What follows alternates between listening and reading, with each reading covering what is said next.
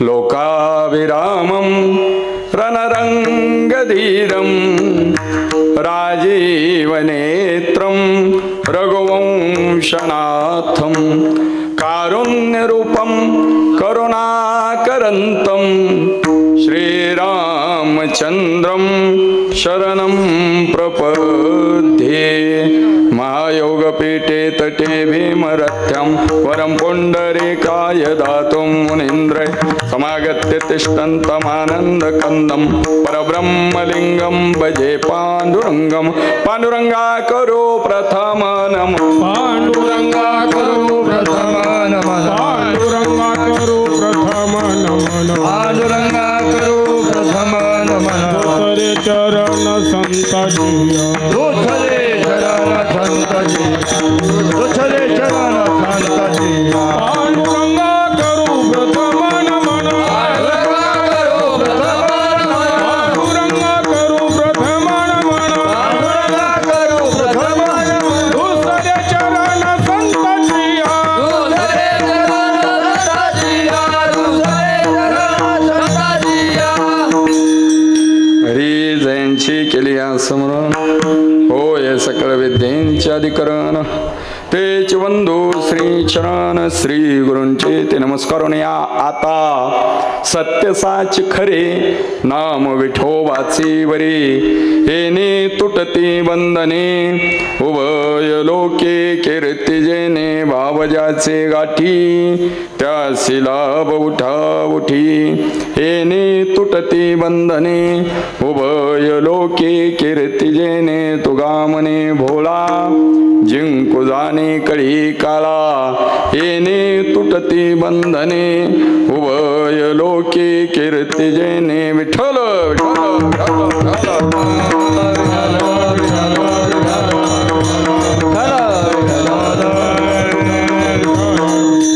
हरी सत्य साच खरे नाम विठोबाचे बरे।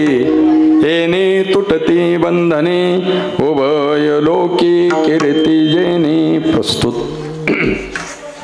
प्राप्त स्थळी प्राप्त प्रसंगी कीर्तनरूपी सेवेकरिता निवडलेला अभंग महान भगवत भक्त विश्ववंद्य या वारकरी संप्रदायाच्या कलशस्थानी विराजित असणारे देहूचे सुप्रसिद्ध साधू अर्थात जगद्गुरु तुकोबारायांचा हा भगवंताच्या नामाबद्दल भाष्य करणारा 4 चरणाचा उत्कृष्ट असा अभंग आपल्या सर्वांच्या सेवेसाठी घेतला आहे।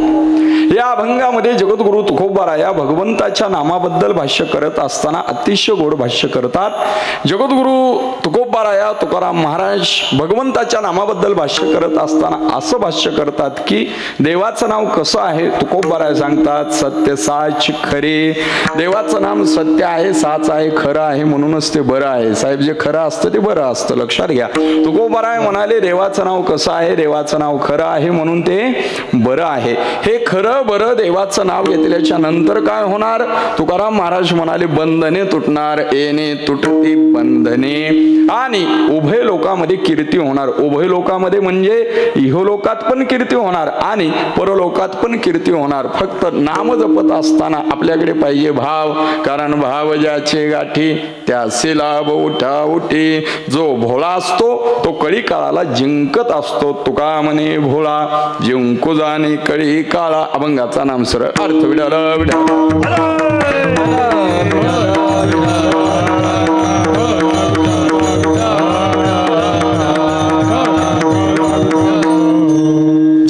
तुकोबारायांचा अतिशय सुंदर गोड असणारा अभंग आपल्या सर्वांच्या समोर गायला। अभंगाचा नाम सरळ अर्थ देखील आपल्या सर्वांच्या समोर या ठिकाणी ठेवलेला आहे। जो वेळ भगवंताच्या कृपेने आपणास प्राप्त आहे त्या वेळेमध्ये या अभंगावरती आपल्याला चिंतन करायचं आहे। पण त्या अगोदर थोडासा परिहार तो म्हणजे असा आपलं हे पावन पवित्र श्री क्षेत्र सीताराम बाबा खर्डा या श्री क्षेत्र खर्डा या ठिकाणी सीताराम बाबांच्या दरबारामध्ये त्यांच्याच 11व्या पुण्यतिथीच्या निमित्ताने, त्याचबरोबर मूर्ती प्राण प्रतिष्ठा निमित्ताने, कलश वर्धापन दिन निमित्ताने सुरू असणारा हा भव्य दिव्य स्वरूपाचा अखंड हरिनाम सप्ताह, ज्यांच्या मार्गदर्शनाने हा अखंड हरिनाम सप्ताह सुरू आहे ते परम श्रद्धेय, वंदनीय, आदरणीय श्री महालिंग महाराज, त्यांच्या चरणावरती दंडवत प्रणिपात. त्याचबरोबर त्यांचे चिरंजीव ज्ञानेश्वर महाराज, त्यांच्याही चरणावरती दंडवत प्रणिपात. आणि आज तिसऱ्या दिवसाची ही कीर्तन सेवा सकाळच्या सत्रातली या ठिकाणी संपन्न होत असताना जेवढे काही ज्येष्ठ श्रेष्ठ मंडळी या ठिकाणी उपस्थित आहेत, सर्व मंडळींना अगदी मनापासून खूप खूप धन्यवाद देतो. मला आता परिचय कोणाचाच नाही बरं, पहिल्यांदाच आलो आहे तुमच्या परिसराला, त्यामुळे मला वाटतं कधी आपली भेटही नाही, म्हणजे तोंड ओळख पण नाही. हा पहिलाच परिचय. थोडक्यात आणखीन इकडे येते जाते नाही. आता इथं परिचयाचा चेहरा म्हणजे एकच, ते आपले जायभाई दादा, त्यांचा परिचय आहे आमचा वर्षापासून. यांच्या संपर्कामुळे या ठिकाणी हा येण्याचा योग माझ्या जीवनामध्ये मला प्राप्त झालेला आहे. उपस्थित सर्वच ज्येष्ठ श्रेष्ठ मंडळी आहेत. इकडे सुंदर असे गायक, काय नाव महाराजांचे?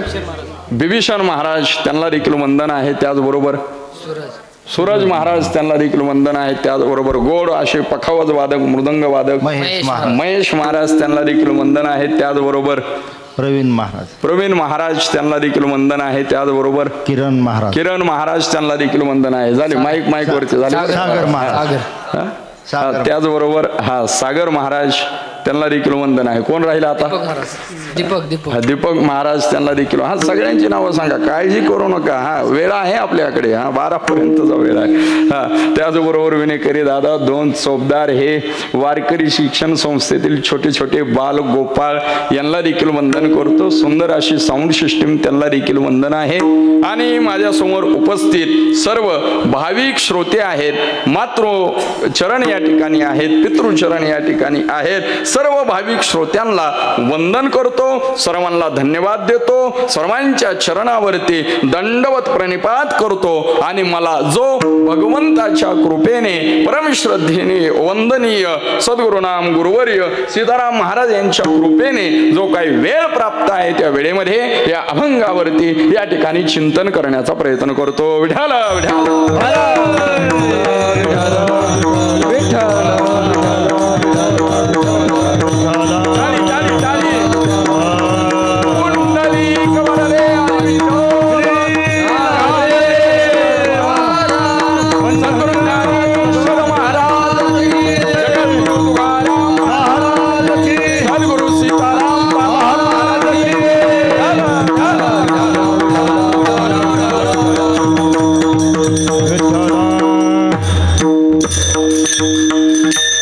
सर्वांच्या सेवेसाठी निवडलेला अभंग आहे जगद्गुरु तुकोबारायांचा. ऐका, या अभंगामध्ये जगद्गुरु तुकोबारायांनी भगवंताच्या नामाबद्दल भाष्य केलेलं आहे. भगवंताचं जे नाम आहे का नाही ते फार दिव्य आहे. भगवंताचं जे नाम आहे की नाही ते फार श्रेष्ठ आहे. भगवंताचं जे नाम आहे की नाही ते फार मंगल आहे. एक वाक्य ऐका, भगवंताचं जे नाम आहे की नाही, भगवंताला प्राप्त करून देणार कलियुगामध्ये पवित्र असं साधन आहे. कळतंय ना मी काय बोलतोय ते? भगवंताचं नाम दिव्य आहे, मंगल आहे, पवित्र आहे. याहीपेक्षा ऐका, भगवंतालाच प्राप्त करून देणार पवित्र असं साधन म्हणजे भगवंताचं नाम आहे. आणि खरं सांगू का, भगवत प्राप्ती हीच या जीवाची परमसार्थकता आहे. लक्षात घ्या बरं, भगवत प्राप्ती ही या जीवाची परमसार्थकता आहे. भगवंत सोडून आपण इतर कोणती जरी गोष्ट प्राप्त केली तर ती गोष्ट प्राप्ती केली म्हणजे आपल्या जीवनाची परमसार्थकता होते असं नाही. पण भगवंत मिळवा, आपल्या जीवनाची परमसार्थकता झाल्याशिवाय राहणार नाही असं मी नाही, तुकोबाराय सांगतायत. काय म्हणाले तुकोबाराय? तुका म्हणे, जन्मा आल्याचे सार्थक विठ्ठलची एक देखले या विठ्ठलची एक आल्याचे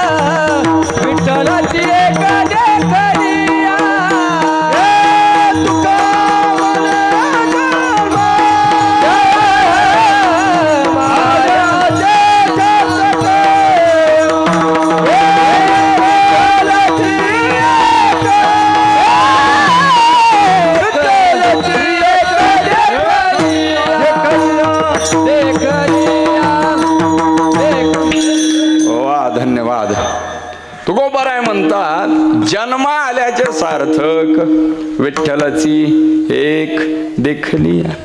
विठ्ठलाची प्राप्ती होत असेल अर्थात भगवंताची प्राप्ती होत असेल तरच म्हणा जन्मा आल्याची सार्थकता झाली. भगवंताची प्राप्ती होत नसेल जन्माला आल्याच्या नंतर जन्म वाया गेला असं म्हणा, काही अडचण नाही. बरं लक्षात घ्या, शास्त्र संत एकच सांगतात, परमसार्थकता केवळ भगवत प्राप्तीमध्ये आहे. आपण जन्माला आल्याच्या नंतर कितीही गोष्टींच्या पाठीमागे धावा, त्यांना प्राप्त करणं अर्थात परमसार्थकता नाही. मग इतरत्र गोष्टींच्या पाठीमागे धावायचंच नाही का असं सांगणारा हा गणेश महाराज नाही.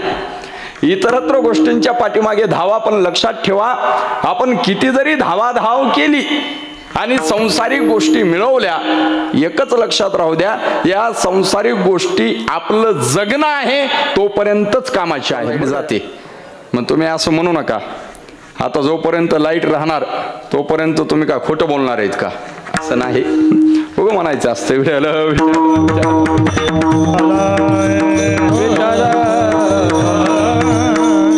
काय सांगत होतो मी? मनानं कीर्तन. हो, सद्गुरू सीताराम बाबा यांच्या पुण्यतिथीच्या निमित्ताने 11व्या पुण्यतिथीच्या निमित्तानं सप्ताह सुरू आहे आणि त्या सप्ताहामध्ये हे तुमचं सकाळच्या सत्रातलं कीर्तन आहे म्हणावं. आणि मग कीर्तनामध्ये काय सांगत होतात तर कीर्तनच. पण कीर्तनातला विषय काय होता आहे का कोणाच्या लक्षात? तुम्ही म्हणा की तुम्हाला कशाला बोलवलंय म्हणावं. मग हे आम्हाला जर लक्षात ठेवायचं तर ऐका, विषय आपला असा आहे, भगवत प्राप्ती हीच या जीवाची परमसार्थकता आहे. भगवंत सोडून काहीही मिळवा परमसार्थकता विषय येत नाही, पण भगवंत प्राप्त करा परमसार्थकता झाली म्हणजे झाली. तुका म्हणे जन्मा आल्याचे सार्थक विठ्ठलाचे एक देखलिया. आणि आता ऐका, ही परमसार्थकता साध्य व्हावी असं वाटत असेल तर, अर्थात भगवंत प्राप्त व्हावा असं वाटत असेल तर साधनं वेगवेगळी आहेत. बरं, प्रत्येक युगाचा विचार करून साधनं सांगितलेली आहेत. प्रत्येक युगाचा. युग किती सांगितलेत? युग सांगितले 4 युग. श्रीमद भागवत ग्रंथामध्ये अतिशय गोड श्लोक आलेला आहे. या ठिकाणी आपण भागवताची कथा देखील ऐकत आहात. भागवत ग्रंथामध्ये फार गोड श्लोक आला 4 युगाच्या संबंधाने भाष्य करत असताना.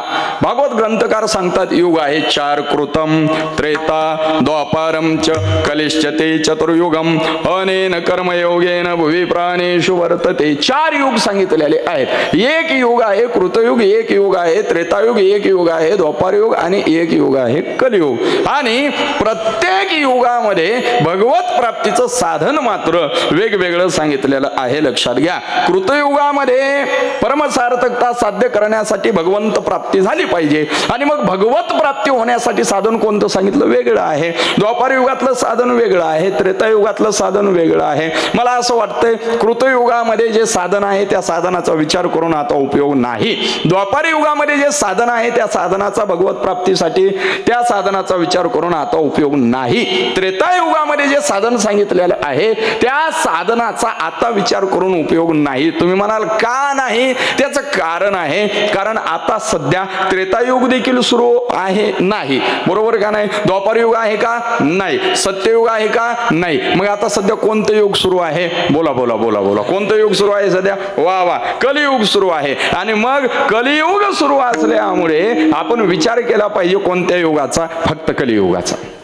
बाकी गोष्टींचा विचार करण्यात काय वेळ वाया घालण्यामध्ये काही आनंदच नाही ना. सोडा. त्यामुळे त्रेतायुगामध्ये कोणतं साधन सांगितलं द्या विषय सोडून. सत्ययुगामध्ये भगवत प्राप्तीसाठी कोणतं साधन सांगितलं द्या विषय सोडून. द्वापार युगामध्ये भगवत प्राप्तीसाठी कोणतं साधन सांगितलं द्या विषय सोडून. पण कलियुगामध्ये भगवत प्राप्तीसाठी कोणतं साधन सांगितलं याचा मात्र नक्की विचार करा. उत्तर सापडेल आपल्याला. कलियुगामध्ये भगवत प्राप्तीसाठी एकच साधन सांगितलेलं आहे. कोणतं? कलियुगा माझी करावे कीर्तन तेने नारायण.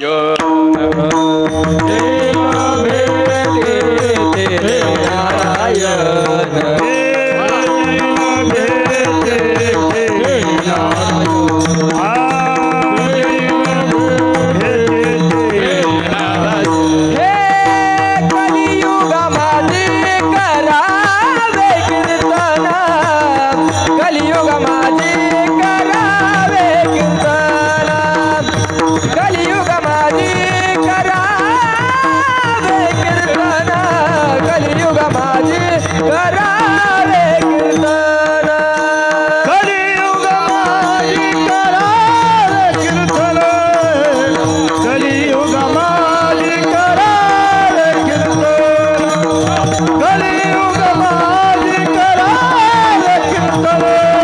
कलियुग माझी करावे कीर्तन हे तेणे नारायण जैन भेटे ज्ञान जैन भेटे नारायण जैन भेटे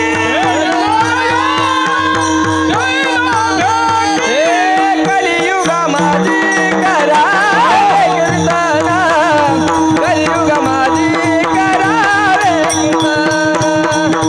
कलियुग माझी करावे कीर्तन कलियुग माझी करावे कीर्तन कलियुग माझी करावे कीर्तन कलियुग माझी करावे कीर्तन कलियुग माझी करावे कीर्तन कलियुग माझी करावे कीर्तन कलियुग माझी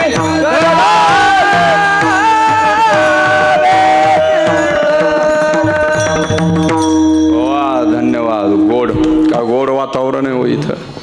हो खरं सांगू का, आपल्याला सीताराम बाबांनी निवडले म्हणून ही सेवेची संधी आपल्याला प्राप्त होत आहे. बरं लक्षात घ्या.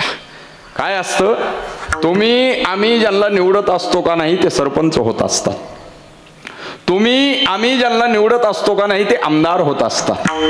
तुम्ही आम्ही ज्यांना निवडत असतो का नाही ते खासदार होत असतात. तुम्ही आम्ही ज्यांना निवडत असतो का नाही ते मंत्री होत असतात. आपण ज्यांना निवडत असतो का नाही ते पंतप्रधान होत असतात. पण सीताराम बाबा ज्यांना निवडत असतात की नाही तेच इथं सेवा करण्यासाठी येत असतात. आपल्याला सीताराम बाबांनी निवडले. सकाळच्या सत्रामध्ये आपण मोठ्या संख्येने एवढे उपस्थित आहात ही साधारण घटना नाही महाराज. आणि त्यातही आज दिवस आहे एका मोठ्या उत्सवाचा. आजचा उत्सव कोणता आहे? आज पोळा आहे नाही. हा आज कृतज्ञतेचा दिवस आहे. कोणासाठी? शेतकऱ्यांसाठी. आणि आपण सगळे शेतकरी आहोत.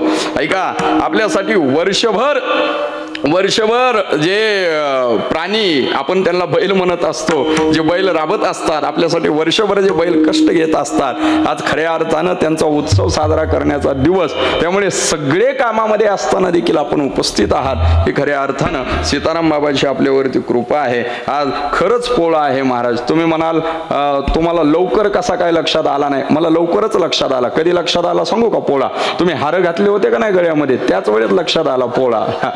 म्हटलं आज पोळा 100% आहे आणि आहेच.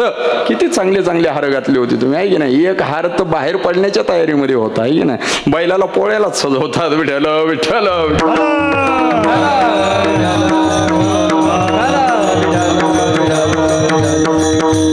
असो. ऐका, इकडं लक्ष द्या. विषय असा आहे की कलियुगामध्ये जर भगवंताची प्राप्ती करायची असेल तर काय करावं लागेल?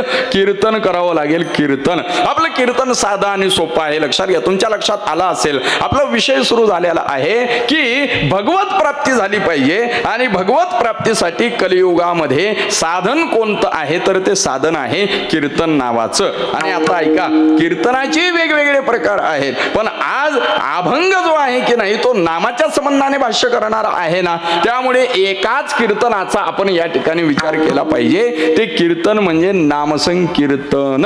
कीर्तन करायचं आणि त्यामध्ये नामसंकीर्तन करायचं. कारण नामसंकीर्तन केलं रे केलं की भगवंताची प्राप्ती निश्चित होते. बरं लक्षात घ्या. कारण कलियुगामध्ये अंत में निकला यही परिणाम. काय? राम से बडा राम का नाम. कलियुगातला हा अंतिम परिणाम आहे. देवाला काय घेऊन बसलात? कलियुगामध्ये देवापेक्षा देखील महिमा जर अधिक कोणाचा असेल तर तो महिमा आहे देवाच्या नामाचा. त्यामुळे नाना गगनाहुनी वाढ नाम आहे. गगनाहुनी वाढ नाम आहे. गगनाहुनी वाढ नाम आहे. गगनाहुनी वाढ नाम आहे. हे ज्ञानदेव पूजे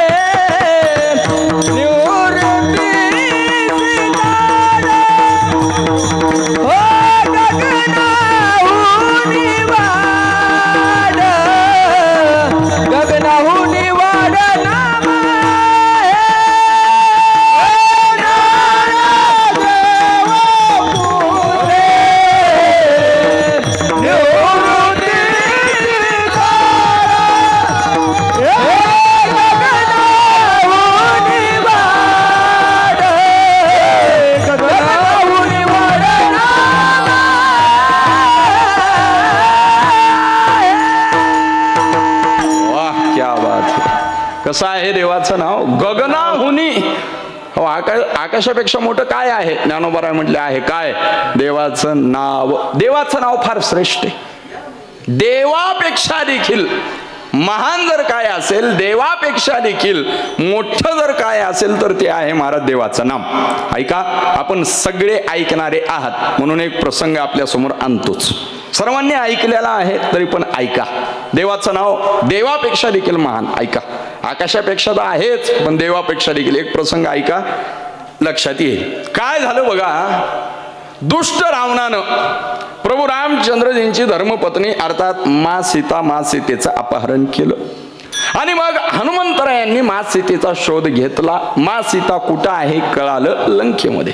आता कळाल्याच्या नंतर चला म्हणले लंकेमध्ये जाऊ, लवकरात लवकर रावणाला मारू. वेळ कमी आहे, 10 ते 12चाच, पण काळजी करू नका, थोडा घेईल मी जास्त आज. थोडं उशिरा सुरू झालं ना, त्यामुळे थोडा जास्त घेईल. त्यामुळे प्रभू रामचंद्रजी म्हणले चला बरं लवकर चला, लंकेमध्ये पोहोचूया आणि त्या दुष्ट रावणाच्या सोबत 2 हात करून सीतेची सुटका करूया. ऐका बरं, आता विषय असा झाला, लंकेकडे जाण्यासाठी सगळे निघाले. 18 पद्म वानर निघाले, प्रभू रामचंद्रजी निघाले, लक्ष्मणजी निघाले, हनुमंतराय निघाले, अंगद, नळ, नीळ, जांबवंत हे सगळे वानर लंकेमध्ये जाण्यासाठी निघाले. आणि वाटेमध्ये आडवा आला कोण? बोला बोला, कोण आडवा आला? समुद्र आडवा आलेला आहे. आणि जसा आडवा आलेला समुद्र पाहिला, काय करायचं तेवढ्यामध्ये विभीषण तिथं आले. विभीषणांनी सांगितलं, एक काम करा ना, म्हणाले या समुद्रालाच विचारा. 3 दिवस समुद्राची प्रार्थना केली. प्रार्थना करून समुद्र काही प्रगट झाला नाही. आणि मग प्रार्थना करून समुद्र ज्यावेळेस प्रगट झाला नाही त्यावेळेस प्रभू रामचंद्रजींनी बाण हातामध्ये घेतला. आणि जसा बाण हातामध्ये घेतला तसा समुद्र प्रगट झाला. कधी कधी काय होतं बघा, आपण कितीही जरी चांगलं विचारण केलं, आपण कितीही जरी चांगलं वागलो, मार्ग निघत नाही. मग चांगलं वागून जर मार्ग निघत नसेल, लक्षात घ्या, बासरी वाजवणाऱ्याला देखील मग हातामध्ये सुदर्शन चक्र धारण करावं लागतं. चांगलं वागून मार्ग निघत नसेल तर मग बासरी वाजवणारा हातामध्ये सुदर्शन चक्र घेत असतो. तसं प्रभू रामचंद्रजींनी काय केलं? प्रभू रामचंद्रजींनी बाण धनुष्य बाण सज्ज केला. मग मात्र समुद्र थरथर कापला आणि समुद्र थरथर कापून प्रगट झाला. आणि प्रगट होऊन म्हणू लागला, मालक ऐका, काय करा, तुमच्याकडे 2 वानर आहेत. एका वानराचं नाव आहे नळ, दुसऱ्या वानराचं नाव आहे नीळ. दोघं चांगली इंजिनियर आहेत. काय आहे बघा, त्यांच्या हातानं तुम्ही जर दगड समुद्रामध्ये टाकला तर तो दगड तरणार. आणि दगड तरू लागली की त्याचा या ठिकाणी सेतू तयार होईल, अर्थात पूल तयार करा. आणि मग तुम्ही लंकेमध्ये प्रवेश करा. आणि मग ते नळ आणि नीळ नावाचे जे 2 वानर होते त्यांच्या हातामध्ये दगड देण्यात आले. आणि दगड दिल्याच्या नंतर मला खरं सांगा, पहिल्यांदा त्यांच्या हातानं ज्यावेळी दगड टाकली त्यावेळेस तरली का बुडली? हो, खरडाकर बुडली का नाही? हा. आणि मग तिथं हनुमंतराय होते. हनुमंतराय म्हटले, अरे वानरांनो, काय करताय तुम्ही? दगड तर टाकताय समुद्रामध्ये, पण सिमेंट वापरले का? नुसती दगड टाकू नका, त्यासाठी सिमेंट वापरा. आणि मग सिमेंट कोणतं वापरलं? अंबुजा, बरोबर, अल्ट्राट्रेक, बरोबर नाही, सिमेंट वापरण्यात आलेलं आहे राम नामाचं. ऐका मंडळींनो, राम हे नाव दगडावरती टाकायचं आणि राम हे नाव दगडावरती टाकल्याबरोबर तो दगड समुद्रामध्ये तरायचा. बघता बघता सेतू तयार झाला आणि सगळीकडे एकच चर्चा सुरू झाली. अहो, ऐकलं का? काय? अहो, समुद्रामध्ये दगड तरली. सगळीकडे एवढीच चर्चा. सगळ्या जणांना आश्चर्य वाटू लागलं, कारण समुद्रामध्ये पाण्यामध्ये दगड तरत नसतात, पण ती दगड तरली याचं आश्चर्य सर्वांना वाटलं. याच्यात काय नवल आहे? अहो, ज्यांच्या नावानं दगड तरली होती का नाही ते अनंत कोटी ब्रह्मांड नायक प्रभू रामचंद्र. इथं रामाचं देखील मंदिर आहे. ऐका, प्रभू रामचंद्रजींना देखील मोठं आश्चर्य वाटलं. प्रभू रामचंद्र म्हटले, खरंच आपल्या नावानं दगड तरली? म्हणजे ऐका, त्यांना देखील आश्चर्य वाटलं, खरंच आपल्या नावानं दगड तरली. ते म्हणले, एक काम करू ना, आपणच 2-4 स्वतः हात टाकून बघू. त्यांना विश्वासच बसेना त्यांच्या नावानं दगड तरली. ते म्हणले, आपणच 2-4 टाकून बघू, तरतात की बुडतात. प्रभू रामचंद्रजी दगड टाकण्यासाठी आले, पण कधी? अशी दुपारची वेळ नव्हती. प्रभू रामचंद्र दगड टाकण्यासाठी आले. ऐका, वेळ कोणती होती? मध्यरात्रीची. तुम्ही म्हणाल का मध्यरात्रीच्या वेळीच का दगड टाकण्यासाठी प्रभू रामचंद्रजी समुद्राकडे गेले? त्याचं कारण आहे महाराज. प्रभू रामचंद्र आहेत मोठी माणसं आणि मोठ्या माणसांना कायम भीती असते आपली गेली नाही पाहिजे. लक्षात घ्या बरं. त्यालाच मोठं म्हणा ज्याला कायम भीती असते आपली गेली नाही पाहिजे. अहो, ज्याला आलेली कळेना गेलेली कळेना काय म्हणायचं ते तुमचे तुम्ही ठरवा. प्रभू रामचंद्र म्हटले बाबा दगड टाकायचा, पण कधी टाकायचा? मध्यरात्री. आपल्याला कोणी बघितलं नाही पाहिजे त्या वेळेला जायचं, दगड टाकायचा आणि मग बघू काय होतंय ते. प्रभू रामचंद्र आले मध्यरात्रीच्या 12ला. एक दगड हातामध्ये घेतला, दगड समुद्रामध्ये टाकला. नेमका रामचंद्रजी म्हटले एकच बुडलाय. 12:15 12:30 पर्यंत चालणारे कीर्तन एकच बुडलाय, आणखीन दुसरा एक टाकू की? रामचंद्रजींनी दुसरा उचलला. रामचंद्रजींनी दुसरा उचलला आणि तो दुसराही दगड जसा समुद्रामध्ये टाकला तसा रामचंद्रजी म्हणले बास 2 बुडले, बुडू द्या. आता जर जास्त दगड बुडवत बसलो तर तिथं खरडागडावरती सगळे गणेश महाराजाला पाण्यामध्ये बुडवल्याशिवाय राहणार नाहीत. त्यामुळे रामचंद्रजी म्हणले बास जेवढे बुडले तेवढे बुडले, जाऊ द्या, बुडले तर बुडू द्या. आपल्याला कोणी बघितलं नाही याच्यातच आपण सर्व काही मिळवलं असा विचार केला आणि चला म्हटले जाऊ आता विश्राम करण्यासाठी. आणि जसं पाठीमाग फिरले तसे एक बाबा चोपदार हात जोडून उभेच प्रभू रामचंद्रजींना दिसले. काय नाव त्या बाबाचं? म्हणा ना. हनुमंतराय. वा, हनुमंतराय असे हात जोडून उभेच होते. प्रभू रामचंद्रजी म्हणले हनुमंता कधी आलात तुम्ही? हनुमंतराय म्हणले मालक पहिला टाकला होता की नाही, बोलला होता की नाही? बस पाठीमागच आहे. आता मात्र प्रभू रामचंद्रजींना काय बोलावं सुचेना. रामचंद्रजींनी मान खाली घातली आणि खाली मान घालून रामचंद्रजी म्हणू लागले हनुमंता खरं सांग बरं मला.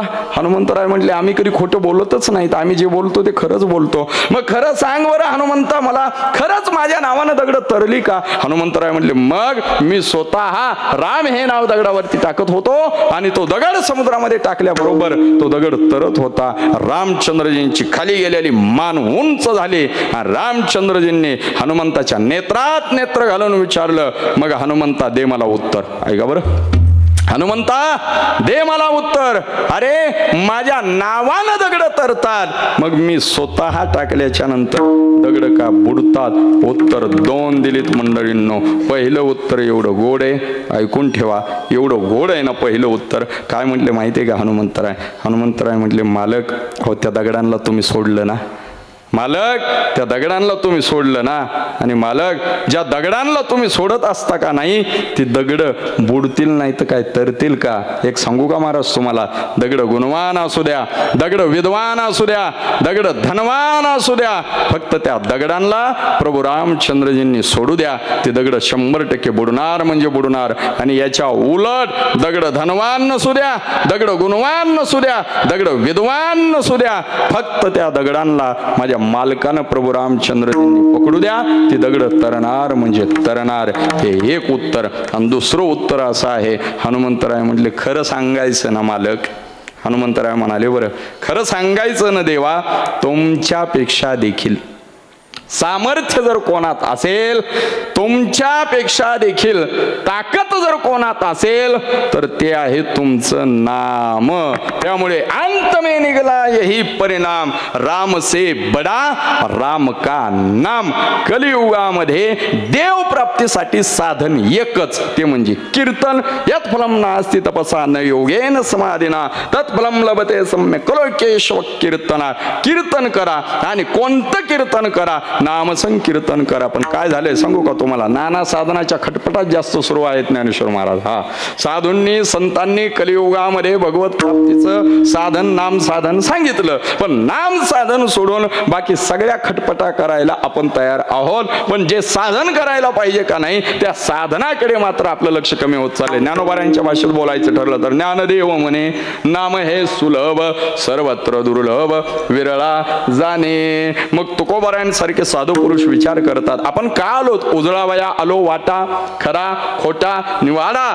तुकोबारांसारखे साधू पुरुष विचार करतात आपण इथे का आलो? आम्ही वैकुंठ वैकुंठवासी आलो याची कारणासी बोलिले जे ऋषी साच भावे वर्ताया जाडू संतांचे मार्ग आदराने भरले जग उच्चिष्टाचा भाग शेष उरला तो शिवो. आणि मग तुकोबारायांसारखे साधू पुरुष हा विचार करून तुम्हाला मला जे साधन आपल्यासाठी महत्वाचं आहे, जे साधन भगवंताला प्राप्त करून देणार आहे, जे नाम पवित्र आहे, जे नाम मंगल आहे, जे नाम श्रेष्ठ आहे, त्या नामाच्या संबंधाने सांगत असतात. आणि आजही जगद्गुरु तुकोबाराय तुम्हाला मला माझ्या भगवंताच्या नामाच्या संबंधाने सांगत आहेत. कसं आहे भगवंताचं नाम ऐकूया. जगद्गुरु तुकोबारायांच्या या अभंगामध्ये पहिल्या चरणामध्ये तुकोबाराय बोलतात कसं आहे भगवंताचं नाम.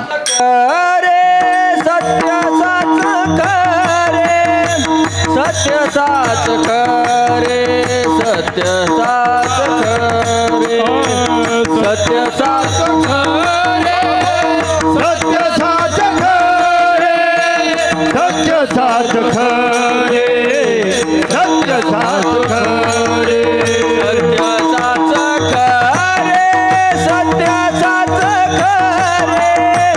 सत्य साच खरे, सत्य साच खरे, सत्य साच खरे, सत्य साच खरे, सत्य साच खरे, सत्य साच खरे.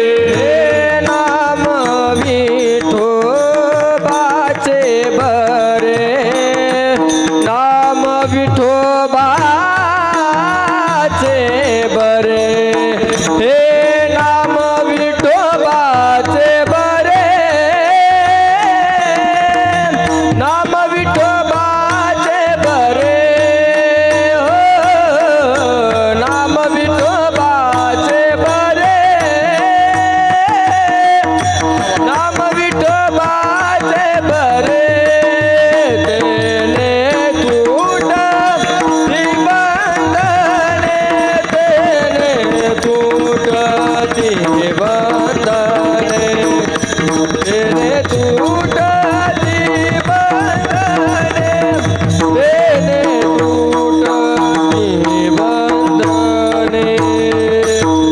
नाम विठोबाचे बरे, नाम विठोबाचे बरे, नाम विठोबाचे बरे, नाम विठोबाचे बरे.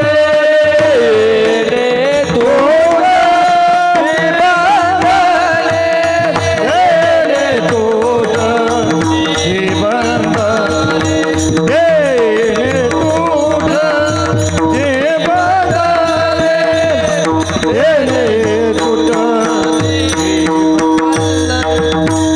हे सत्य साच खरे, नाम विठोबाचे बरे, नाम विठोबाचे बरे, नाम विठोबाचे बरे. हे सत्य साच खरे, नाम विठोबाचे बरे, हे नाम विठोबाचे बरे, नाम विठोबाचे बरे.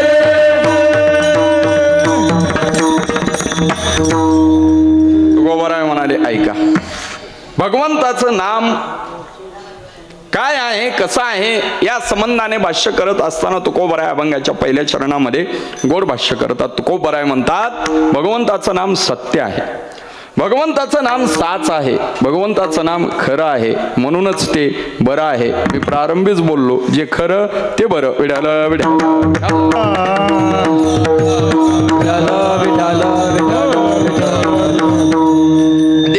देवाचं नाव खरं आहे असं तुकोबाराय सांगतात.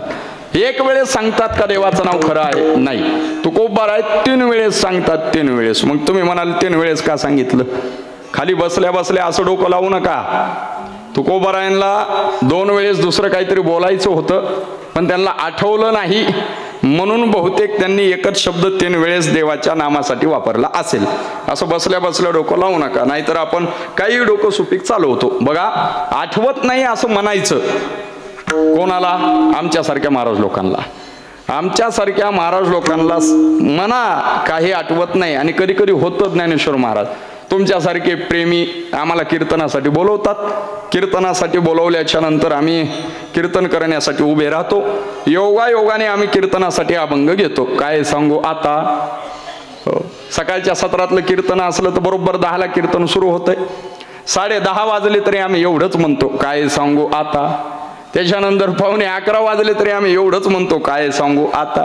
त्यानंतर 11 वाजले तरी आमचं एवढंच सुरू असतं काय सांगू आता. 11:15 काय सांगू आता. 11:30 काय सांगू आता. तुमच्यासारखे प्रेमी असले तर गप ऐकून घेतात. आठवतच नाही ना काय, आम्ही एवढंच म्हणतो काय सांगू आता, काय सांगू आता. तुमच्यासारखे प्रेमी असले तर गप ऐकून घेतात आणि जर खोडकर्ज असले तर ते म्हणतात हे बाबा तू काहीच सांगू नको आता, लवकर मोकळं कर आम्हाला आता. ठरले त्यापेक्षा 2 जास्त घे, पुन्हा कधीच तोंड दाखवू नको, पण आता कीर्तन लवकर थांबव गड्या. तो विठ्ठल विठ्ठल विठ्ठल विठ्ठल विठ्ठल विठ्ठल. त्यामुळे आठवत नाही असं म्हणायचं आमच्या बाबतीमध्ये बरं का, आमच्या बाबतीमध्ये. पण ज्यावेळेस ज्ञानोबारायांसारखे साधू पुरुष, ज्यावेळेस तुकोबारायांसारखे साधू पुरुष, ऐका सीताराम बाबांसारखे साधू पुरुष एखादा विषय तुम्हाला मला सांगण्यासाठी तयार होतात ना, ऐका एखादा विषय लिखित करण्यासाठी ते तयार होतात ना, ऐका फार महत्वाचं विधान करतोय. साधू पुरुष ज्यावेळेस एखादा विषय लिखित करण्यासाठी तयार होतात, एखादा विषय तुम्हाला मला सांगण्यासाठी तयार होतात, त्यावेळी शब्द त्यांच्या समोर हात जोडून उभे राहत असतात. शब्द म्हणत असतात महाराज आमचा स्वीकार करा, आमचा स्वीकार करा, कारण आम्हा घरी धन शब्दाचीच रत्ने. मग तुकाराम महाराज देवाच्या नामाच्या संबंधाने भाष्य करत असताना 3 वेळेस का म्हणू लागले हो सत्य साच खरं देवाचं नाव. एकाच वेळे देवाचं नाव सत्य असं सांगितलं असतं तर जमलं नसतं का. काय असतं व्याकरणामध्ये दुरुक्ती चालत नाही, इथं तर तुकोबारायांनी तिरुक्ती केली. काय कारण विठ्ठल विठ्ठल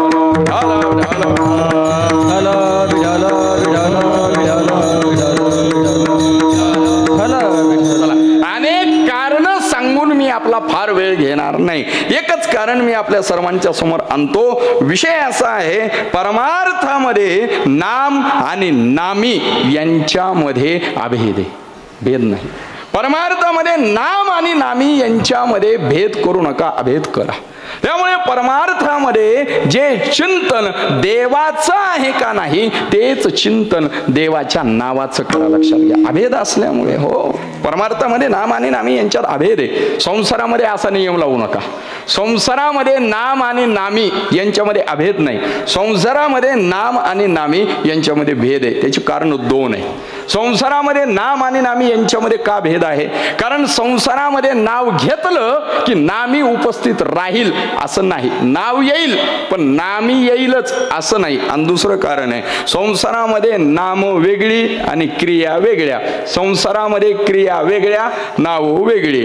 माफी मागून बोलतो. संसारामध्ये नाव असतं काय, संसारामध्ये नाव असतं गंगाधर. इथं नाही ना कोणाचं, नसावं बरं. आणि असलं तरी हे नाव इथलं समजू नका. मग हे नाव तिकडं उत्तरेतलं समजा. महाराष्ट्रातलं कुठलंच नाही, उत्तरेच उत्तराखंड तिकडचं समजा. काय नाव असतं संसारामध्ये गंगाधर. आणि त्याच्याकडे बघितलं की लक्षात येतं याला आंघोळ नाही महिनाभर. त्याला कळालं, त्याला धन्यवाद. नाव काय गंगाधर. जाऊ द्या आणखीन एक नाव आणतो तुमच्या पुढे. संसारामध्ये नाव असतं काय सदानंद. नाव असतं हे पण नाही ना इथं, बस सुटलो मग काय अडचण नाही. संसारामध्ये नाव असतं काय सदानंद. चेहरा बघावा सदा रडका. चापा हालेना डोलेना बोलेना. महाराजांना हसायचं सांगितलं हसू येत नाही, महाराजांना रडायचं सांगितलं रडू येत नाही. नाव काय त्याचं सदानंद. आणि महाराजाच्या दुर्भाग्यानं कुठं बसलेला असतो माहितीये का, नेमका महाराजाच्या समोरच. जणू काय महाराजाच्या मातीला आलाय. असा बघतो महाराजाकडे, असा बघतो. हा महाराजाला कळतच नाही नेमकं कीर्तन सुरू आहे, दुसराच आणखीन कार्यक्रम सुरू आहे. आणि नाव काय त्याचं तुम्ही बघू नका बरं. तुम्ही सगळे फ्रेश आहात. इथं नाव कोणाचं सदानंद नाही पण, आणि तुम्ही सगळे ऐकणारे श्रोते आहात. संसाराचं सांगतोय मी तुम्हाला. संसारामध्ये नाव असतं सदानंद. चेहरा बघितला की सदा रडका. संसारामध्ये नाव असतं गंगाधर. क्रिया असते वेगळी. संसारामध्ये नाव असतं प्रकाश. क्रिया असते वेगळी. संसारामध्ये नामामध्ये नाव असतं गणेश, क्रिया असते वेगळी. हे संसाराचं आहे महाराज. पण परमार्थामध्ये असं नाही. परमार्थामध्ये ऐका, नाम घेतल्याच्या नंतर नामी उपस्थित आहे. परमार्थामध्ये जशा क्रिया तशी नावं आणि जशी नावं तशाच क्रिया. विठ्ठल विठ्ठल विठ्ठल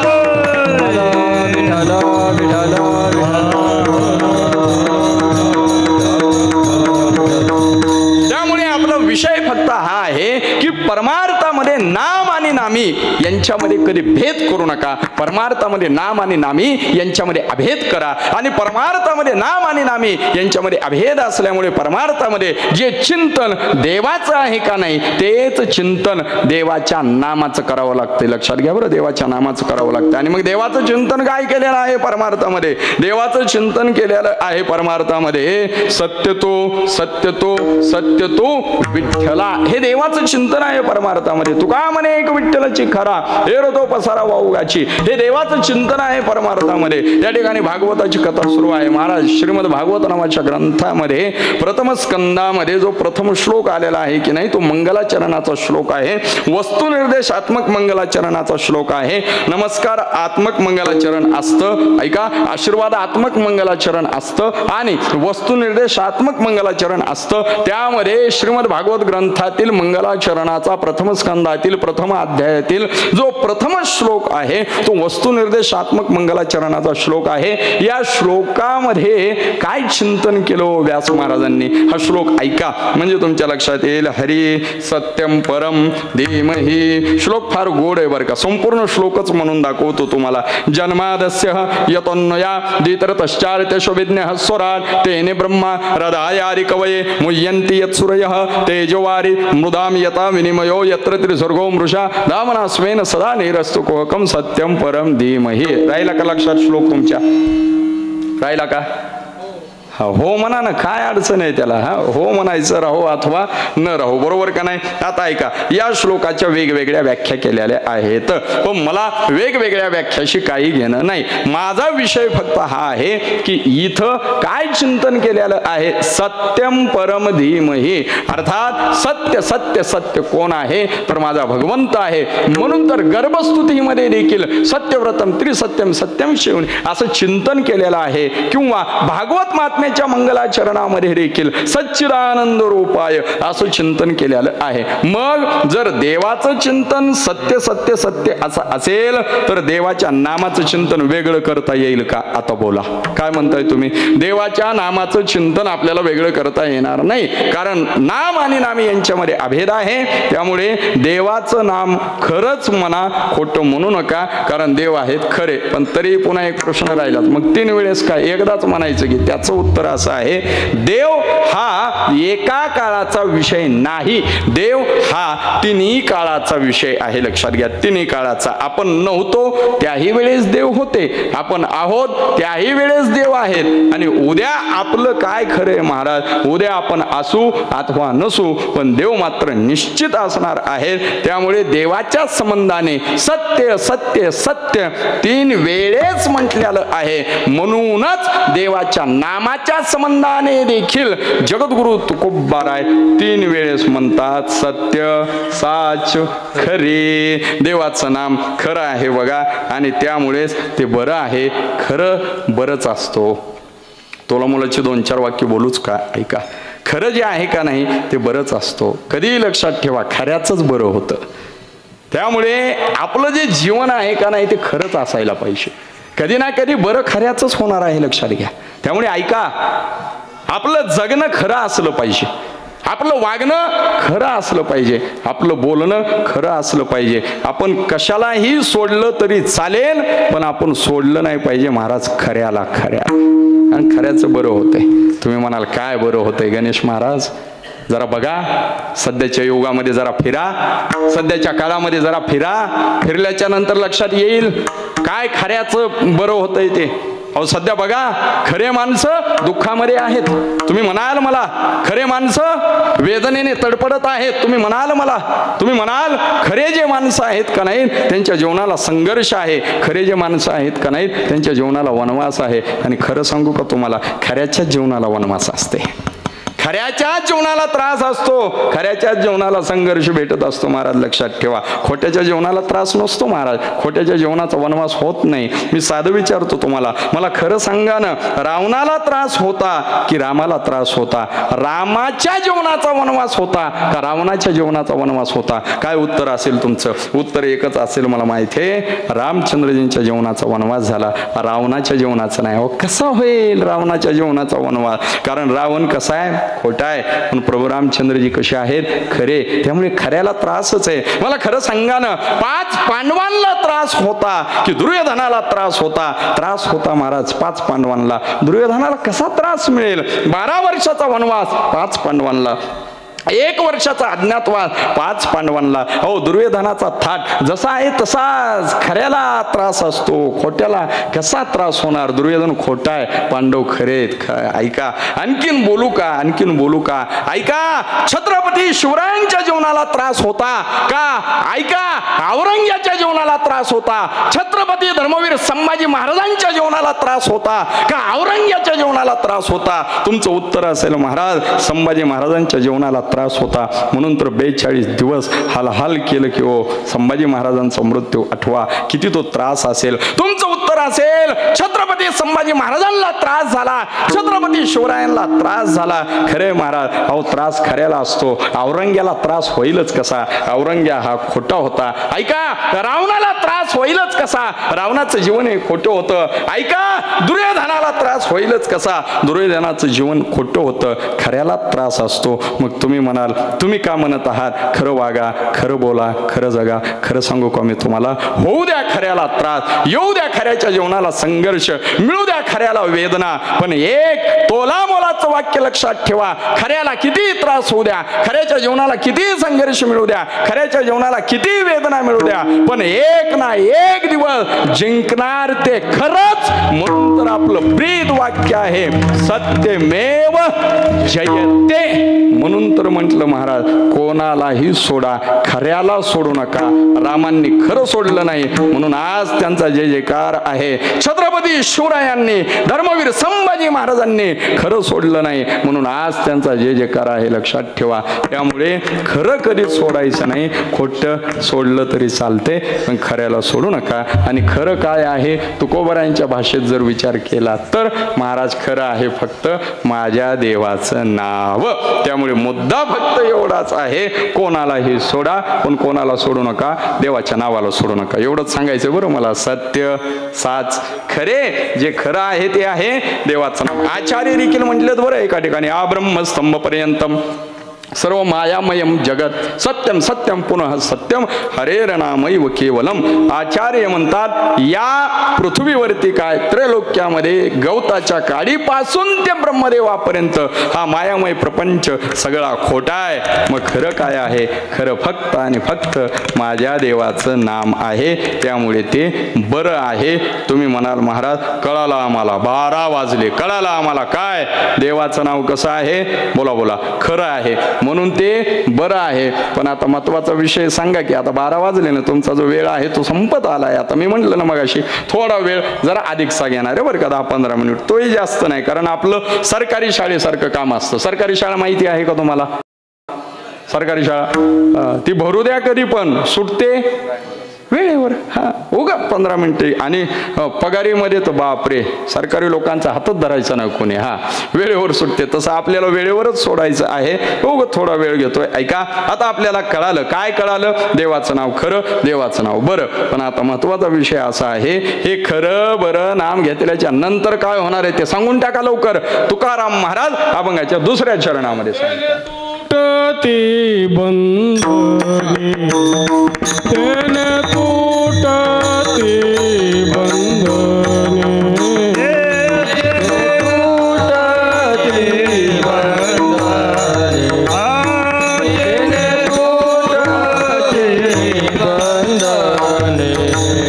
उभय लोकी कीर्ती जन, उभय लोकी कीर्ती जन तेन तुटती बंधने, तेन तुटती बंधने.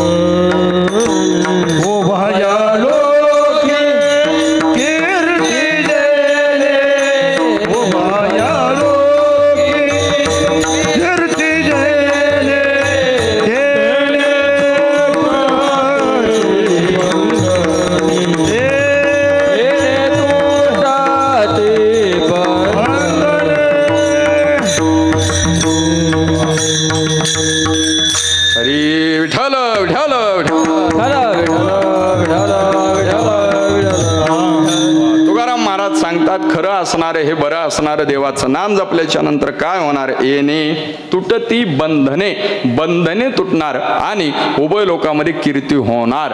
ऐका, नुसतं बंधन तुटतं असं नाही, तर बंधने बंधने. आता बंधने किती आहेत त्याचा विचार न केलेला बरं. एवढी बंधने आहेत महाराज, हजारो बंधने आहेत, लक्षात घ्या. अहो, विकाराचं बंधन आहेच, भवाचं बंधन आहेच. ऐका, विकाराचं बंधन आहे, भवाचं अर्थात भवाचं बंधन अर्थात संसाराचं बंधन आहे, भावनेचं बंधन आहे, प्रेमाचं बंधनांना काय कमतरता आहे. आणि ही सगळी बंधने कमी होती म्हणून की काय, आता मोबाईलचं एक बंधन आलेलं आहे. हे एक प्रकारचं बंधनच आहे महाराज. त्याच्यावरती ते 2-4 फंक्शन आलेत, एक व्हॉट्सअप आहे, एक इंस्टाग्राम आहे, एक फेसबुक आहे. येडे झाले येडे लोक. असं नाही की त्या मोबाईलचा फक्त दुरुपयोगच आहे, सदुपयोग देखील आहे. काय असतं बघा, साधन कुठलंही असू द्या, आपण त्याचा उपयोग कशा पद्धतीने करतो त्यावरती ठरल्या जातं की ते साधन वाईट की ते साधन चांगलं. मोबाईलचा उपयोग तुम्ही जर युट्यूबवरती कीर्तन ऐकण्यासाठी जर करत असाल तर तो मोबाईल चांगला आहे बरं का, चांगला आहे. आणि त्याच मोबाईलचा उपयोग तुम्ही जर युट्यूबवरती पिक्चर बघण्यासाठी करत असाल तर तो मोबाईल वाईट आहे. आणि तुमचं भाग्य आहे की तुम्हाला इथं झालेलं प्रत्येक कीर्तन, आपल्या या गडावरती झालेला प्रत्येक कार्यक्रम युट्यूबवरती बघायला मिळणार आहे बरं. ते चॅनलवाले आहेत या ठिकाणी, त्यांचं चॅनल कोणतं आहे ते लक्षात घ्या. त्यांच्या चॅनलला सबस्क्राईब करा आणि त्यानंतर जे काही इथं झालेले कार्यक्रम आहेत, राजा पंढरीचा लक्षात ठेवा बरं, राजा पंढरीचा हे त्यांचं चॅनल आहे. त्या चॅनलला सबस्क्राईब करायचं आणि मग त्या चॅनलवरती सगळे कीर्तन तुम्ही फक्त नाव टाकायचं, गणेश महाराज परळीकर नाव टाकलं त्याचं आपलं झालेलं कीर्तन ऐकायला भेटणार. त्यानंतर कोणाकोणाची कीर्तन झाले, काय काय कथेचा भाग झालेला आहे तो बघतो विषय तुम्ही त्यांच्या चॅनलला जाऊन टाकायचा, बरोबर ऐकायला मिळणार. म्हणजे तो मोबाईल वाईटच आहे असं नाही, पण त्याचा उपयोग चांगल्यासाठी केला तर चांगला. विड्याला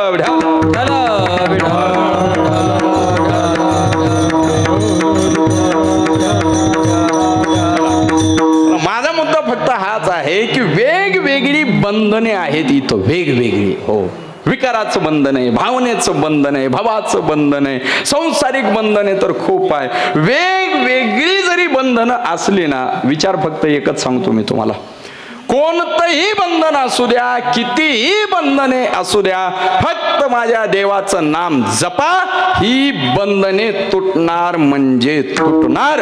बंधन कुठलंही असलं तरी देवाचं नाम जपल्याच्या नंतर हे बंधन तुटणार. ही भाषा तुकोबारायांची. येणे तुटते बंधने, विकाराचं बंधन तुटणार. काम, क्रोध, लोभ, दंभ, मोह, मत्सर या विकारांनी सर्वांना त्रस्त केलेला आहे मंडळींनो. आज आपण जर समग्र सृष्टीमध्ये जर लक्ष टाकलं ना, समग्र सृष्टी दुःखी आहे. कारण काय आहे? समग्र सृष्टी दुःखी असण्यासाठी कारण आहेत महाराज हे विकार. विठाल विठाल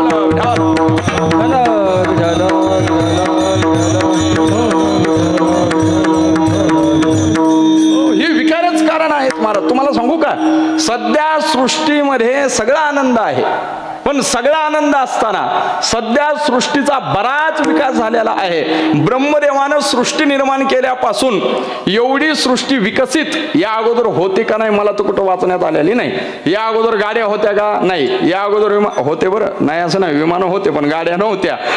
या अगोदर असे हे मोबाईल वगैरे होते का? नाही. श्रीकृष्णचंद्रजींच्या काळामध्ये देखील पत्राचा व्यवहार होत असायचा, बरोबर का नाही? त्यामुळे ऐका ना, ब्रह्मदेवानं सृष्टी निर्माण केल्यापासून आता सध्याची जी सृष्टी आहे का नाही ती फार विकसित झालेली आहे. सगळ्या गोष्टी चांगल्या आहेत, पण तरीही कुरापती सुरूच असतात, तरीही भांडणं सुरूच होतात, तरीही वाद सुरूच असतात, तरीही विवाद सुरूच असतात. मग कारण कोणतीही असोत, लक्षात घ्या बरं मी काय बोलतोय ते, कारण कोणतीही असोत, वेगवेगळे कारण असेल, पण असा कुठलाच देश नाही, असं कुठलंच राज्य नाही, असं कुठलंच ठिकाण नाही. समग्र सृष्टीचा विचार करा बरं, की तिथं वाद सुरू नाही, तिथं विवाद सुरू नाही, तिथं अशांती नाही, तिथं सगळे अशांतीने जगतायत. शांत असणाऱ्या ठिकाणी एकही नाही. आणि या सगळ्यांसाठी जर कारणीभूत जर कोण असेल, विचार केल्याच्या नंतर उत्तर आपल्याला एकच सापडेल, ती म्हणजे विकार. हे जे विकाराचं जे बंधन आहे का नाही, हे विकाराचं बंधन माणसाला कधी शांत होऊच देत नाही. कामनेचं बंधन. माणूस हा कधी शांत राहतच नाही हो. कामना एवढी भयंकर आहे, ज्ञानेश्वर महाराज एवढी भयंकर आहे. एक पूर्ण झाली की दुसरी तयार आहे, दुसरी पूर्ण झाली की तिसरी तयार आहे. बरोबर का नाही? हो, लय भयंकर ही कामना. पहिल्यांदा वाटतं कीर्तनाला बोलवावं, पुन्हा वाटतं नुसतंच बोलवायलेत 1000 द्यावेत, पुन्हा वाटतं 5 द्यावेत, पुन्हा वाटतं 15 द्यावेत, पुन्हा वाटतं 25 द्यावेत, पुन्हा वाटतं 51 द्यावेत, पुन्हा वाटतं लाख द्यावेत. असं करता करता जगण्याचा प्रवास थांबतो, पण कामनेचा प्रवास पूर्ण होतो का सांगा? ऐकताय ना तुम्ही? हो. त्यामुळे आपण अशांत जीवन जगत असतो. लक्षात घ्या, जशी कामना आहे तसाच क्रोध आहे. त्या क्रोधामुळे देखील आपण अशांत जीवन जगत असतो. जसा क्रोध आहे तसाच लोभ आहे, जसा लोभ आहे तसाच मत्सर आहे. या मत्सरानं तर एवढं अशांत करून ठेवलंय महाराज. या मत्सराची भानगड सांगतो तुम्हाला. एका मत्सरामुळे माणसं स्वतःच्या दुःखानं फार कमी दुःखी आहेत. बघा बरं, या मत्सर नावाच्या विकारामुळे, या मत्सर नावाच्या बंधनामुळे माणसं स्वतःच्या दुःखानं फार कमी दुःखी आहेत, पण दुसऱ्याच्याच सुखानं जास्त दुःखी झालेली आहेत. हे मत्सर नावाचं बंधन रात्रभर झोपच येऊ देत नाही महाराज. हा, क्रोध नावाचं बंधन वा वा वा, कुठल्या अडचणीत नेऊन टाकेल भरवसाच राहिलेला नाही त्याचा. लोभ नावाचं बंधन कुठल्या अडचणीमध्ये घेऊन जाईल सांगताच येत नाही. काम असेल, क्रोध असेल, लोभ असेल, दंभ असेल, मोह असेल, मत्सर असेल, ही जी वेगवेगळी बंधने आहेत का नाही, समग्र सृष्टीला अशांत करत आहेत. पण खरं सांगू तुम्हाला, ज्याच्या जीवनात माझ्या देवाचं नाम येईल का नाही, सत्य साच खरं बरं, त्याच्या जीवनाला ही काम क्रोध लोभ विकाराची जी बंधने आहेत का नाही, ती विकाराची बंधने राहणार नाहीत. अर्थात जीवन सुखाचं आणि आनंदाचं झाल्याशिवाय राहणार नाही. साधू संत महात्मे काय म्हणतात? काम क्रोध लोभ निमाले ठाईची अवघे आनंदाची गोष्टी झाली, अवघे आनंदाची झाले, अवघे आनंदाची गोष्टी झाले, अवघे आनंदाची.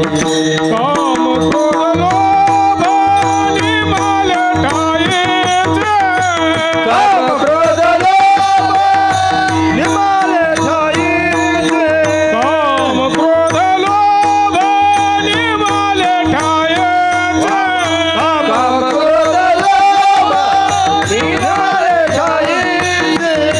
अवघी आनंदाची सृष्टी झाली, अवघी आनंदाची दृष्टी झाली, अवघी आनंदाची दृष्टी झाली, अवघी आनंदाची. वा, काम क्रोध लोभ अर्थात ही विकार, आणि ह्या विकारांचं बंधन सर्वांना त्रस्त करतं. पण ज्यांच्या जीवनात माझ्या भगवंताचं नाम आहे, त्यांच्या जीवनामध्ये ही विकार राहत नाहीत, आणि अवघा आनंद जीवनाला प्राप्त झाल्याशिवाय राहत नाही. त्यामुळे येणे तुटती बंधने, केने तुटती बंधने, माझ्या भगवंताच्या नामानं तुटती बंधने. साधू संत महात्म्यांकडे बघा, आपल्याला कुठलंच बंधन दिसायचं नाही महाराज, कुठलंच बंधन. बघा तुम्ही ज्ञानोबारायांकडे, आहे का विकाराचं बंधन? बघा तुम्ही तुकोबारायांचं चिंतन करा, आहे का विकाराचं बंधन? अहो चिंतन करा. सीताराम बाबांचं, सद्गुरू सीताराम बाबांच्या जीवनाचा अभ्यास करा, उत्तर सापडेल आपल्याला. कुठलंच बंधन सद्गुरू बाबांच्या जीवनामध्ये नव्हतं. कारण येणे तुटती बंधने, येणे बंधने तुटतात म्हणजे तुटतात. तिथं काम शिल्लक राहिलेला नसतो, क्रोध शिल्लक राहिलेला नसतो, लोभ शिल्लक राहिलेला नसतो, मत्सर शिल्लक राहिलेला नसतो. फक्त विकाराच्या बंधनाविषयी बोलणार आहे. बाकी भावाचे बंधन आहेत, अनेको बंधन आहेत. मी मगाशीच सांगितलं, बंधन कुठलंही असू द्या, फक्त माझ्या देवाचं नाम जीवनामध्ये येऊ द्या. देवाचं नाम जीवनामध्ये आलं की ते बंधन तुटल्याशिवाय राहत नाही. म्हणून तर आपल्याला ज्ञानोबारायांच्या जीवनात क्रोध नाही सापडायचा, तुकोबारायांच्या जीवनामध्ये क्रोध नाही सापडायचा, वाईका काम नाही सापडायचं, लोभ नाही सापडायचा. यांच्या जीवनाला त्रास खूप आहे, यांच्या जीवनाला त्रास खूप आहे. खूप लोकांनी त्रास केला, पण यांच्या जीवनामध्ये विकाराचं बंधन नव्हतं. तुमच्या माझ्या जीवनामध्ये विकाराचं बंधन आहे, म्हणून तर आपण अशांत आहे. हो, एवढे बंधनामध्ये आपण सापडलेलो आहोत महाराज. थोडं बोलतो ऐका. एवढे बंधनामध्ये आपण अडकलेले आहोत की आपण सुखी राहिलं पाहिजे हे देखील आपल्या हातात नाही. आपण सुखी राहिलं पाहिजे हे देखील दुसऱ्याच्या हातात आहे. आपण आनंदी राहिलं पाहिजे हे देखील आपल्या हातात नाही. आपण आनंदी राहिलं पाहिजे का आपण दुःखी राहिलं पाहिजे कोणाच्या हातात आहे? दुसऱ्याच्या हातात आहे. किती बंधनामध्ये अडकलेले आपण आहोत. हो, दुसऱ्यानं बटन दाबलं की आपल्याला आनंद होतो आणि दुसऱ्यानं बटन दाबलं की आपला चेहरा पडतो आणि एकमेकांची बटणं एकमेकांना पक्की माहीत झालेली आहेत. हे एक विशेष. एकमेकांची बटणं अशी पक्की माहिती आहेत महाराज. प्रत्येकाला माहिती आहे प्रत्येकाचं बटन. कोणतं बटन दाबल्याच्या नंतर याला बरं वाटतंय माहिती आहे प्रत्येकाला. कोणतं बटन दाबल्याच्या नंतर याचं डोकं उठतं माहिती आहे प्रत्येकाला. आणि मग ते काय करतात? वेळ आल्याच्या नंतर बरोबर बटणं दाबीत येत. वेळ बरोबर बटणं दाबीत येतात. असं आहे महाराज. आपण सगळे गुलामीमध्ये जीवन जगत आहोत. याला कारणीभूत ही वेगवेगळ्या प्रकारची बंधने आहेत. आणि गुलामी मुक्त जीवन जगायचं असेल, या बंधनांपासून जर सुटायचं असेल तर काय करावं लागेल? देवाचं नाम जपावं लागेल. तुकाराम महाराज म्हणतात, येणे तुटते बंधने, आणि बंधने तुटल्याचा परिणाम काय होतो? उभय लोकामध्ये कीर्ती. उभय लोकामध्ये म्हणजे इहलोकात पण कीर्ती आणि परलोकात पण कीर्ती. इहलोकात म्हणजे आपण जिथं आहोत तिथं कीर्ती, आणि परलोकात म्हणजे आपण गेल्याच्या नंतर जिथं जात असतो तिथं कीर्ती. येणे तुका म्हणे गाजे वैकुंठी सोहळा. बंधने तुटतात आणि उभय लोकांमध्ये कीर्ती होते. लक्षात घ्या. आज खरं सांगू मी तुम्हाला, सीताराम महाराजांची 11वी पुण्यतिथी आपल्या या गडावरतीच साजरी होत आहे असं नाही, तर सीताराम महाराजांची ही 11वी पुण्यतिथी स्वर्गामध्ये इंद्र देखील साजरा करत आहे. लक्षात घ्या. सीताराम बाबांची 11वी पुण्यतिथी कैलासात देखील सुरू आहे. सीताराम बाबांची 11वी पुण्यतिथी वैकुंठात देखील. वैकुंठात तर बाबाच आहेत तिथं. आज बाबांना वैकुंठामध्ये नारायण भगवंतांनी पांडुरंग प्रभूंनी असं जवळ बोलवलं असेल आणि बाबांना म्हणत असतील, बाबा तुमची पुण्यतिथी जवळ येत आहे बरं, पृथ्वीवरती तुमचा पुण्यतिथीचा उत्सव सुरू आहे. मग आता इथं प्रत्यक्षच रूपानं आपण सप्ताह सुरू करू. तिथं सुरूच आहे तुमच्या गडावरती, आणि मग त्या गडावरती जसा सप्ताह सुरू तसा वैकुंठामध्ये देखील सुरू करू. मला तर असं वाटतं वैकुंठामध्ये सनत कुमारांना बोलावून घेतला असेल देवानं. सनत कुमार भागवत कथा सांगत असतील. नारद महाराजांनी गळ्यामध्ये विना घेतलेला असेल. स्वर्गातला इंद्र तिथं आलेला असेल, पखावाज वाजवत असेल, आणि सीताराम बाबांना असं सिंहासनावरती बसवलेलं असेल. कोणी? नारायण भगवंतांनी. कारण तुका म्हणे गाजे वैकुंठी सोहळा. ऐकायला कोण असेल? 33 कोटी देवता लोक असतील. बघा ऐका, सांगण्याचा मुद्दा फक्त हा आहे की साधू संत महात्म्यांची जी कीर्ती असते का नाही, ती इहलोकात पण आहे आणि परलोकात पण आहे. तुम्ही म्हणाल असू द्या, राहून राहून किती दिवस राहणार आहे? जोपर्यंत महालिंग महाराजांच्या मार्गदर्शनाने, आयोजनाने, नियोजनाने, सर्वांच्या अथक परिश्रमाने सप्ताह बाबांच्या पुण्यतिथी उत्सवाच्या निमित्ताने सुरू आहे तोपर्यंत, असं म्हणाल ना तुम्ही. हो, जोपर्यंत ही सगळी मंडळी कष्ट घेतायत, पुण्यतिथी उत्सव साजरा करतायत, तोपर्यंत नाव कीर्ती राहील असं म्हणाल तुम्ही. पण खरं सांगू सोबदार, असं बिलकुल म्हणू नका. ऐका, किती दिवस कीर्ती, किती दिवस कीर्ती सीताराम बाबांची, किती दिवस कीर्ती या भगवत भक्तांची, किती दिवस कीर्ती लोकांमध्ये परलोकामध्ये या साधू संत महात्म्यांची. ऐका, जोपर्यंत चंद्र आणि सूर्य तोपर्यंत सीताराम बाबांची कीर्ती. मला असं वाटतंय हे वाक्य देखील अपूर्ण. ऐका, हे वाक्य देखील अपूर्ण. अरे, जोपर्यंत माझ्या सीताराम बाबांची कीर्ती, जोपर्यंत भगवत भक्तांची कीर्ती, तोपर्यंतच आकाशामध्ये चंद्र सूर्य थांबणार आहेत. यांची कीर्ती संपली, आकाशातले चंद्र सूर्य देखील संपले. हे नारदाच्या गादीवरून सांगतो तुम्हाला. हो, या महात्म्यांची कीर्ती आहे तोपर्यंतच सृष्टी आहे. महात्म्यांची कीर्ती आहे तोपर्यंतच चंद्र सूर्य आहे. असं म्हटलं तरी शब्द कमी पडतील. लक्षात घ्या. या ठिकाणी तुकोबराय बोलतात, येणे तुटती बंधने. येणे बंधने तुटतात आणि उभय लोकांमध्ये कीर्ती होते. एका मिनिटात सिद्ध करू का कशी कीर्ती असते त्यांची? ऐका बरं, मी जेवढं म्हणतो तेवढं फक्त तुम्ही पाठीमागे म्हणा. ठरलं का? झालं, आता 12:15 झालेत. ठरलं का? मी जेवढं म्हणतो तेवढं पाठीमागे म्हणा. ठरलं? ओ श्रोते मंडळ, ठरलं. ऐका, थाप टाका महाराज. हरी सीताराम महाराज की. वा, धन्यवाद. बरेच जागे झालेत, पण बरेच आणखीन तिकडे पाठीमागे जागे झाले नाहीत, त्यांच्यासाठी आणखीन एक वेळेस बरं का, बोलिये सद्गुरु सीताराम महाराज की. वाह वाह, झाले आता सगळे जागे. आणि बघा काय असते कीर्ती महात्म्यांची. सीताराम महाराज की म्हटल्याबरोबर तुम्ही सगळे जय म्हणालात, यालाच म्हणायचं महात्म्यांची कीर्ती. उभय लोकी कीर्ती, उगीच कोणी कोणाचा जय जयकार करायला मोकळे का? ज्ञानेश्वर महाराज खरं सांगा बरं, आता जर मी जर म्हटलं काय करा, माझा जय जयकार करा, हे करतील का? मोकळं नाही हो उगीच कोणी कोणाचा जय जयकार करायला. जय जयकार त्यांचा होतो, कोणाचा होतो? ज्यांच्या जीवनामध्ये बंधने नसतात त्यांचा जय जयकार होतो. जय जयकार कोणाचा होतो ऐका, ज्यांच्या जीवनामध्ये सत्य साच खरं बरं देवाचं नाव असते. जय जयकार कोणाचा होतो ऐका, जे देशासाठी जीवन जगत असतात, जे धर्मासाठी जीवन जगत असतात, जे समाजासाठी जीवन जगत असतात, त्यांचा जय जयकार होत असतो. कोणाचाही जय जयकार होत नाही. जय जयकार व्हावा असं वाटत असेल तर देशासाठी जगा, जय जयकार व्हावा असं वाटत असेल देवासाठी जगा, जय जयकार व्हावा असं वाटत असेल समाजासाठी जगा, जय जयकार व्हावा असं वाटत असेल ऐका देवासाठी, परमार्थासाठी, समाजासाठी जे जगतात भगवत भक्त त्यांचा जय जयकार होत असतो. या ठिकाणी कीर्ती कोणाची? कीर्ती महात्म्यांची. उत्तमची उरे कीर्ती मागे येणे, तुटते बंधने, बंधने तुटतात. उभय लोकांमध्ये कीर्ती होते. का बंधने तुटतात? सत्य साच खरोबर नाम जपल्यामुळे कीर्ती होते, बंधने तुटतात. मला असं वाटतंय आता आपणही नाम जपलं पाहिजे, बरोबर का नाही? जपलं पाहिजे, बरोबर ना? मग पुरुष मंडळ दोन्ही हात उंच करा.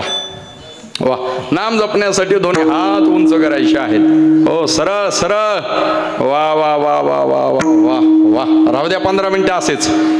नाही, मोठ्या आनंदाने भजन करो. विठोबा रखुमाई, ओ बार विठोबा रखुमाई, ओ बार रखुमाई, विठोबा रखुमाई, ओ बार रखुमाई, विठोबा रखुमाई, ओ बार रखुमाई, विठोबा रखुमाई, ओ बार रखुमाई, जय विठोबा रखुमाई, ओ बार रखुमाई, जय विठोबा रखुमाई, जय विठोबा रखुमाई, ओ बार रखुमाई, ओ बार रखुमाई, ओ बार रखुमाई, ओ बार रखुमाई, ओ बार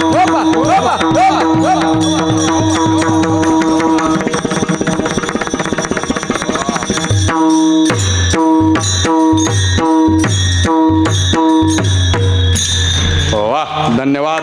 हात लवकर खाली घ्या. चलो द्या म्हणावं महाराज, आठ पहा. ऐका इकडे लक्ष द्या. आपण आनंदाने भजन केलं यासाठी सर्वांना धन्यवाद आहेत. जगद्गुरु तुकोबाराय म्हणतात बंधने तुटणार, उभय लोकांमध्ये कीर्ती होणार. कशाने? हे जे नाम आपण जपलं का नाही, ते नाम जपल्याने. पण ते नाम कसं जपायचं असते? तिसऱ्या चरणात सांगितलं, भाव ज्याचे गाठी त्याचे लाभ उठा उठी. भाव ज्याचे गाठी अर्थात भावानं जपलं पाहिजे. भावानं म्हणजे प्रेमानं. आता त्या भावाची वेगवेगळे प्रकार आहेत, पण आता भावाचे प्रकार सांगून मी आपला काही वेळ घेणार नाही, त्यामुळे उधार राहू द्या माझ्यावरती. भावाचे प्रकार सांगण्यासाठी तुम्ही मला पुन्हा बोलवा, है की नाही? पुन्हा बोलवा, पुन्हा येईल आणि मग नंतर मी तुम्हाला सांगेल भाव ज्याचे गाठी हे भावाचे कोणते कोणते आणि कसे प्रेमाचे प्रकार आहेत ते. आता महत्वाचं ऐका. तुकाराम महाराज म्हणतात, जो भोळा असतो तो कळी काळाला जिंकतो. अभंगाचं शेवटचं. तुका मन बोळा, तुका मन बोळा, तुका मन बोळा, हे तुका मन बोळा, मन बोळा, तुका मन बोळा, तुका मन बोळा, तुका मन बोळा, हे तुका मन बोळा, तुका मन बोळा, हे तुका मन बोळा, तुका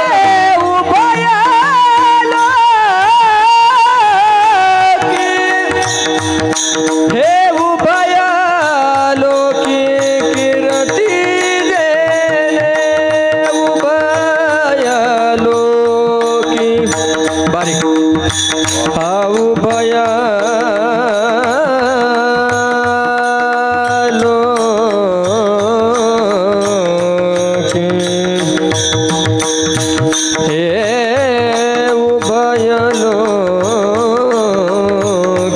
उभय लोके कीर्ती जय उभय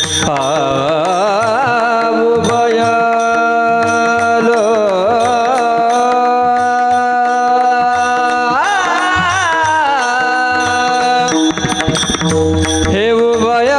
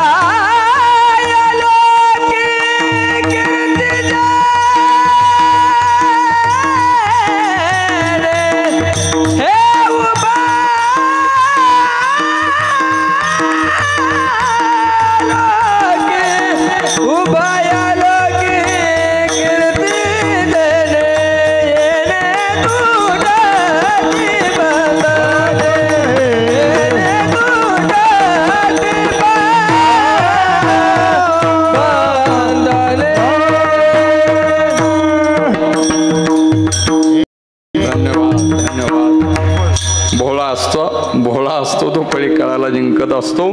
भोळा म्हणजे कोण? सत्य साच खरं बरं नाम जपतो त्यांना म्हणायचं भोळा.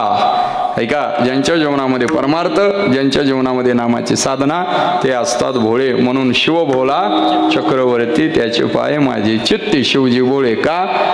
कारण त्यांच्या जीवनामध्ये भजन आहे. भजन करी महादेव. श्रीराम जय राम जय जय राम. भोळा म्हटल्याबरोबर असा विचार नाही करायचा ज्याला कपडे घालता येईना तो भोळा, ज्याला कसलाच व्यवहार कळेना तो भोळा.